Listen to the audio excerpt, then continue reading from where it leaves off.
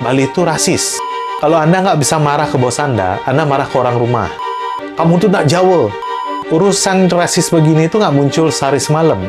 Baca buku terbaru saya di link.id/monferma, sampai luka historis yang sudah ada ratusan tahun. Seorang ibu-ibu yang katanya ras terkuat di bumi, terlibat adu mulut dengan seorang wanita di Bali. Wanita itu adalah pelanggan jasa jahitan ibu tersebut yang, menurut video dan caption di sosmed, mau mengambil baju yang sudah dipesan 3 atau 4 hari sebelumnya. Beberapa kali wanita ini datang ke ibu tersebut dan harus pulang dengan tangan hampa karena jahitannya belum selesai. Nah, di video ini kayaknya si wanita sudah nggak sabar karena terus di PHP-in sama si ibu. Tapi yang buat kaget, respon ibunya yang kalau kita dengar itu terasa nyelekit dan buat ngelus dada. Versi ibunya bilang, katanya dia sedang makan dan terganggu oleh kedatangan wanita tersebut. Wanita itu maksa dan memburu ibu itu. Disuruh tunggu 10-15 menit nggak mau. Akhirnya muncullah video viral itu. Dominasi isi dari video itu adalah luapan emosi yang bagi banyak netizen bernuansa rasis dari si ibu ke wanita. Karena dari video itu banyak mengatakan kalau orang Bali itu rasis. Orang Bali begini, orang Bali begitu. Belum selesai masalah ini, malamnya ada anggota dewan datang memberikan ruang bagi si ibu untuk menyampaikan apa yang terjadi melalui platform sosmed si anggota dewan yang gemar memberi piagam itu. Besoknya kedua pihak bertemu dan katanya sudah damai. Sayangnya momen untuk si wanita belum saya temukan ya, ruang bagi dirinya untuk menjelaskan apa yang terjadi. Hal ini bahkan sampai mendatangkan komentar dari anggota dewan yang lain. Aduh, pokoknya rame sekali deh kejadian ini ya. Di luar dari hal apa yang menjadi pemicu utama kejadian ini, menurut keyakinan saya, apa yang diucapkan oleh si ibu itu tentu sangat tidak layak. Selain bernuansa rasis, ada juga seperti sumpah serapah dan sekelibat layaknya ada ancaman karena dibilang, kamu tuh nak Jawa. Padahal si wanita asal dari NTB.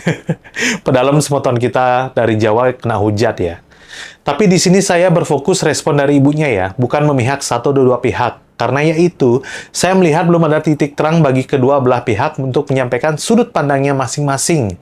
Tapi karena sudah damai, ya sudah. Tapi yang pasti, orang yang menonton video itu nggak semuanya bisa menerima. Dan sambil mikirin kerasnya omongan dari si ibu itu, saya malah berpikir lagi, kenapa yang keluar dari mulut ibu itu justru ucapan rasis, yang langsung nyasar ke suku dan etnis orang lain. Bahkan saya yang nontonnya kerasa takut, rasanya kayak sayang dimarahin. Tapi kok bisa gitu ya?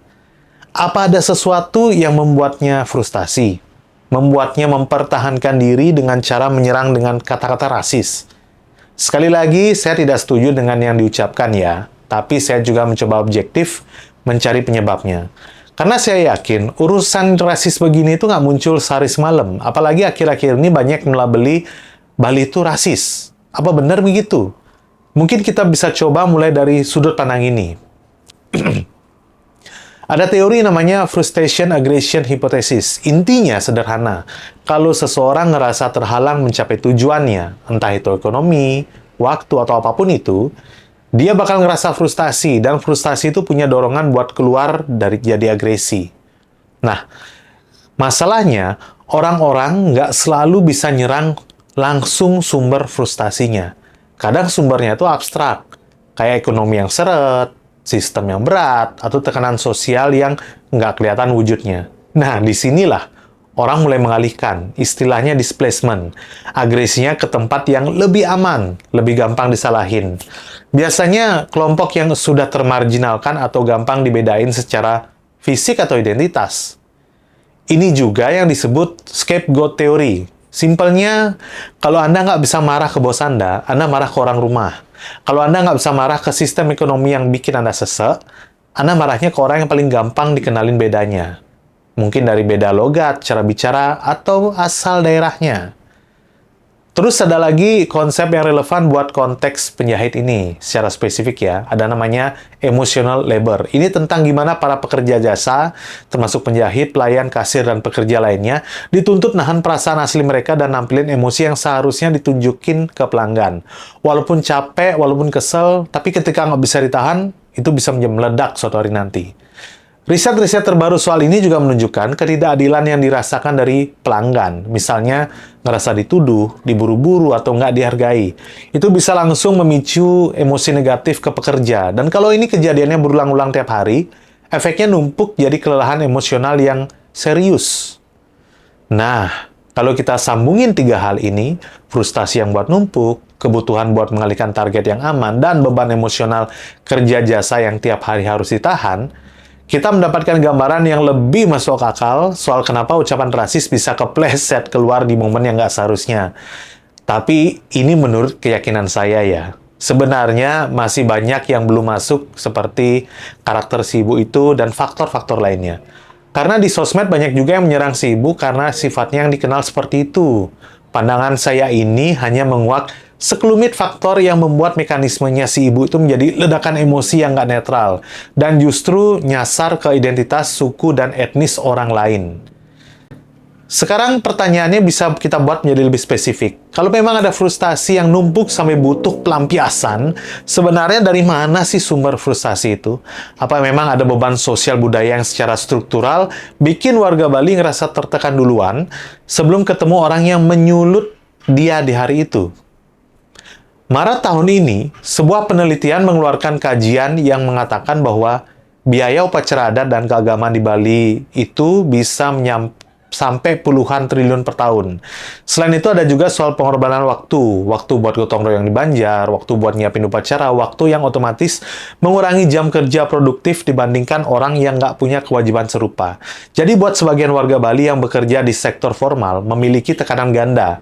Harus tetap produktif secara ekonomi sambil nanggung kewajiban sosial budaya yang nggak bisa ditawar, nggak bisa di-skip, dan nggak dapat kompensasi apapun dari negara. Tapi anehnya di level pusat, Direktorat Jenderal Bimbingan Masyarakat Hindu malah menolak anggapan kalau upacara ini bikin warga Hindu Bali miskin atau terbebani.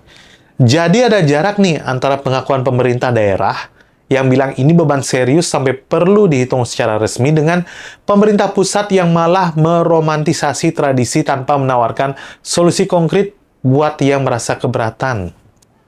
Belum habis, ada juga kebijakan Pemda yang cenderung mendukung alih fungsi lahan pertanian jadi lahan komersial demi mengejar pendapatan asli daerah.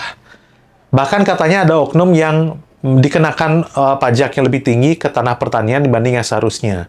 Ini juga menyambung dengan fenomena Bali kehilangan lebih dari 6.500 hektar sawah cuma dalam 5 tahun terakhir. Terendus adanya pelepasan tanah ini karena susahnya memelihara lahan pertanian di tengah minimnya support pemerintah, tingginya pajak, dan godaan harga tanah yang semakin tinggi.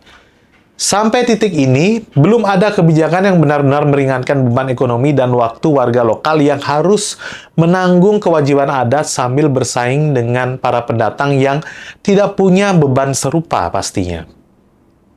Nah, sekarang coba kita satukan semuanya. Kalau kita pakai kacamata frustration, aggression tadi, ada warga yang tiap hari nanggung beban waktu dan biaya adat yang nggak dikompensasi, ngelihat lahannya makin susah dipertahankan karena kebijakan yang lebih memihak investor, aturan yang ada kurang menampung kepentingan masyarakat lokal, akhirnya menjadi sumber-sumber frustasi yang terus-menerus dan sifatnya struktural. Nggak bisa dilawan langsung ke satu pihak, nggak bisa marah ke kebijakan lahan secara langsung, nggak bisa nagih ke negara secara personal.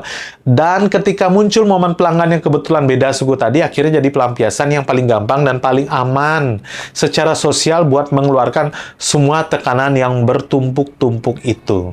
Tapi, sekali lagi saya menekankan, ini penjelasan mekanismenya ya, bukan pembenaran. Rasisme individu tetap salah, tetap harus ditolak. Siapapun yang ngomong dan apapun alasannya. Tapi kalau kita cuma menyalahkan individunya saja tanpa melihat kenapa mekanisme pelampiasan ini bisa terjadi, kita bakal terus ngelihat kasus serupa yang berulang. Karena akar masalahnya tidak pernah disentuh selama ini. Dari sini kita bisa zoom out lagi. Karena ternyata mekanisme ini juga cocok banget kalau kita lihat dari kacamata yang lebih besar. Soal kenapa hubungan warga lokal dan pendatang di destinasi wisata itu memang rawan gesekan secara teoritis. Ada namanya realistic conflict theory, permusuhan antar kelompok yang muncul dari rebutan sumber daya yang benar-benar terbatas. Kerjaan, lahan, dan juga status. Pengembangannya di dunia pariwisata namanya integrated trade theory. Katanya, hubungan tuan rumah sama pendatang itu dipengaruhi ancaman ekonomi nyata sekaligus ancaman ke nilai-nilai budaya. Penelitian soal overtourism di Bali yang baru terbit tahun ini juga menunjukkan ledakan pariwisata yang bikin harga tanah naik dan menumbuhkan kebencian ke pihak yang dianggap bagian dari gelombang itu. Tapi, ada lapisan yang lebih tua lagi dari sekedar tekanan ekonomi hari ini. Penaklukan Bali oleh Belanda ditandai puputan, perang habis-habisan sampai gugur dibandingkan menyerah. Trauma ini diabadikan lewat monumen, nama jalan, sampai sekarang. Terkait dengan itu, riset lanjutan menemukan kalau Belanda atau VOC itu ngejalanin proyek namanya Bali Sharing.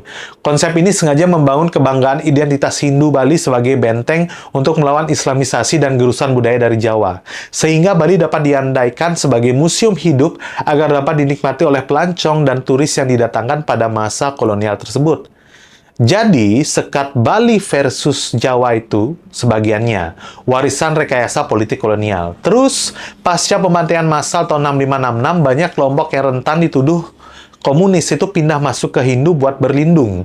Dan menurut riset yang sama, ini malah bikin orang Bali ngerasa kehilangan kendali atas agama yang sebenarnya mereka bentuk sendiri.